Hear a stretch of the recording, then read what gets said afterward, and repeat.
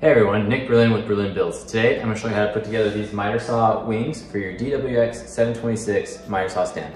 I have to give a lot of credit to Insider Carpentry. I watched a lot of videos on his miter stand wings that helped me, inspire me to know that I needed to do this. Also, there's another YouTube channel called Homecraft Solutions. I watched his video on a stand that was very similar to this, and it really inspired me to just go out and make this myself. So I wanted to make this video so that you guys can all know how to go about making this.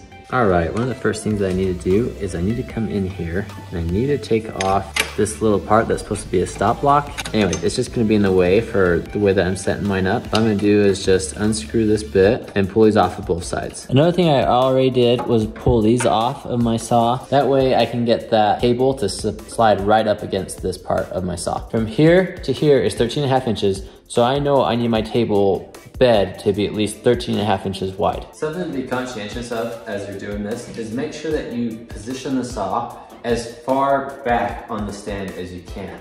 Because I'm just gonna be mounting my table onto this little section right here. So if you've got your miter saw slid forward, you're gonna get less bearing width for your material right here. So I've actually just adjusted my saw, I just slid it as far back as I could get it to go on this on the stand. Now I'm gonna rip two 13.5 inch wide strips out of this 3/4 inch plywood.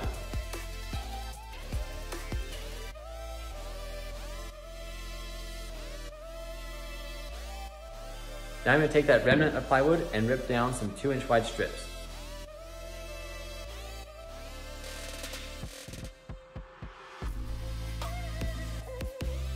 Now I'm gonna take those 2-inch strips and I'm gonna glue and nail them on the sides of the tabletop.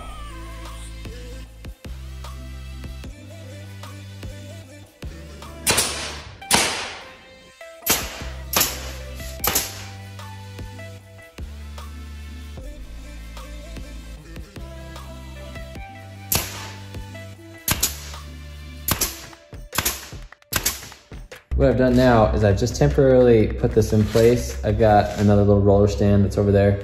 So I just got this holding this wing up. And what I'm gonna do is I wanna follow this angle. So I'm just gonna take a straight edge and I'm gonna line up, draw a line, and I'm just gonna cut that off with my circular saw.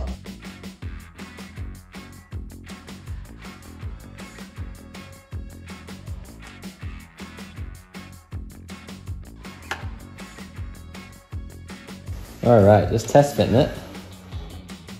There we go. That works perfect. Now I'm gonna do the exact same thing, but for the other side.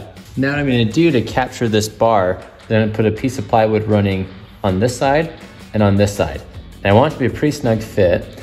And also, I want this to be able to slide up tight to the side of this saw. So what I've done is I've slid this out a little bit. Right now it's sticking out about 3.5 inches from the sleeve. And I've got about 1/2 inch of gap right here between the table and the actual saw base. So what I'm gonna do now is I'm gonna mark, just like this, exactly where the edge of that is on both sides. And now I'll take it so that I can cut those little strips and put them right here. Okay, I put these in place. And now what I'm doing is I'm just tracing a line to know where I wanna put my glue bead. And I'll move them off, and then I'm gonna nail with 1.5 inch thick nails coming down. I'm glad that I marked them in place instead of trying to just go, oh, from here it'll be square, because that square tubing slot isn't necessarily square to my saw, if that makes sense. So by doing it this way, it's actually more accurate. I am gonna hold these just off of the marks to give myself a little bit of grace for getting this piece on. In test fitting it, I realized I needed to notch off a little piece on the back side where it was hitting the saw right here. So I just did a little notch. Now what I've done is I bought 2 rolling stands from Harbor Freight. They're like 18 bucks a piece. And you can use that 20% off coupon. And what I'm gonna do now is they have this is the adjustable leg right here, and then this is the one that sticks out at an angle. So I'm gonna take this one, this fixed leg off, and I'm just gonna use this section. So I'm gonna assemble it by taking this off. Another thing that I'm gonna do is the roller that came with it, right here. What I'm gonna do is I'm gonna actually pop this roller off somehow. There we go. This little one pushes in, is all. So I'm gonna take that off and I'm gonna use this. I'm gonna put 2 bolts in right here on the underside. So that way it swings open and shut. So what I've done is I've assembled that little Harbor Freight roller stand, and I've taken the roller out and I've removed this leg that comes out like this. And now what I'm gonna do is I'm gonna position it in my table, and I'm gonna run a bolt through here and through here, which is gonna make it so that this can pivot up like this. And what I'm gonna do, just to be consistent, is I think I'm gonna come 18 inches from the end of the table in. I'm just gonna do that on both sides. I think that's gonna give me support at the end, and I think that's gonna work out just fine. We'll see.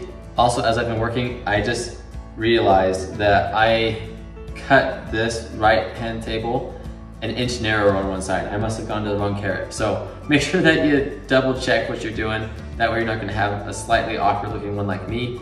This will still work and function, and I don't have an extra sheet of plywood that I can use for this in this length. So it's just gonna be what it is until I decide to do a version 2 on this. Just kidding, I'm gonna go at 24. The 18 looked a little funny. So I went and got a bolt with a smooth shank like this, so that way it can still rotate. And I've got 2 nuts here and a couple washers, and you'll see how I put this all together.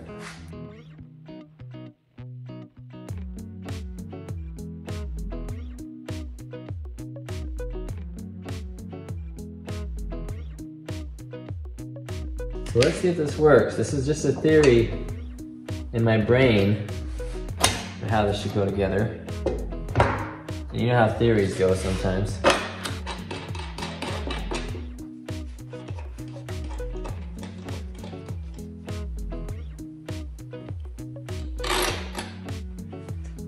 I'm gonna put the washer between these 2 nuts to give them something to tighten up against.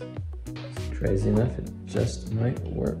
Not gonna lie, not super in love with these bolts. I think I need to rethink what I'm doing here just a little bit. Nothing to keep the bolts from sticking out. They can ride out this way, which I don't like. So I'm gonna need to come up with something different, but for right now, this is what I'm doing.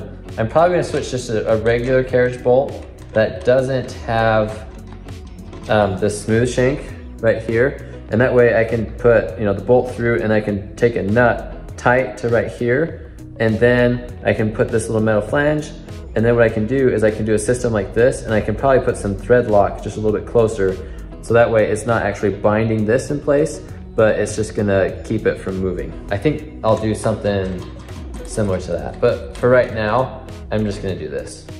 All right, this is gonna be my initial test. Let's see how this does.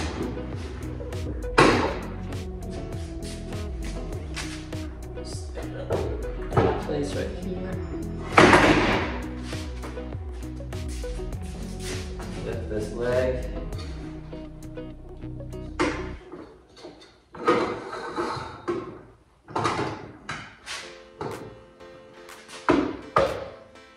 Oh wow. Hey, that's pretty strong. Now what I'm gonna do is I'm gonna sand these, and I'm gonna route with a trim router the edges just to round them all over.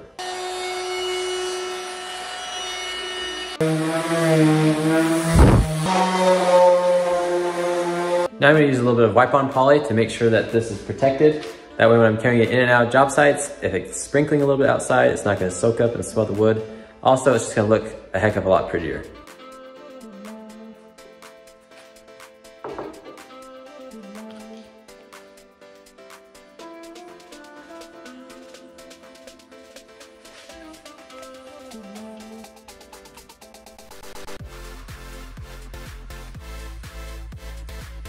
I had these wings set up on this job for a couple weeks, and I did add a couple things I want to show you. I did add this carrying handle onto the back side of the wing, so that way it's a lot easier to carry than it was gripping the wood before. And I also drilled a hole for one of these little rubber straps to fit. So that way when I'm carrying it, these legs don't flop around. So that's just, I think it's like a 3/16 inch thick hole. You'll want to do it so it'll fit whatever strap that you get. I just got these short little rubber straps. They work just perfect.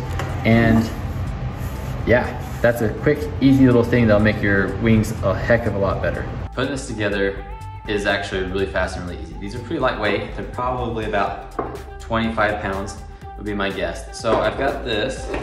So you just pull on the strap and it makes so that this leg is now loose. So all I have to do is take it, set it on like this,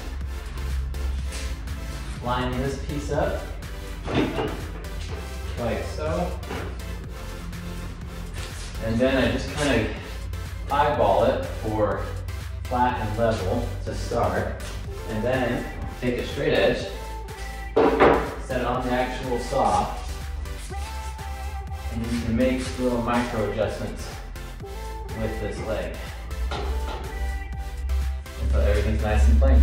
Something that I really love about this is how long this thing is. It's over 16 feet because you have the two 8-foot sections and you have about 18 inches of the actual saw. So you're just a little over 16 feet. It is so easy to be able to set full 16-foot long pieces of material up on there. I can measure and mark, and it's so easy to cut things because I don't have huge pieces of base just waggling around out there. It makes everything so much more stable. I love these things. They fit in my little 8-foot trailer and they're amazing. Thanks so much for watching. Make sure you hit that like button down below and subscribe for more videos like this. And there's gonna be a couple other videos popping up somewhere in this range of things that I've also done that you might like watching. So make sure you click one of those and I'll catch you on the next one.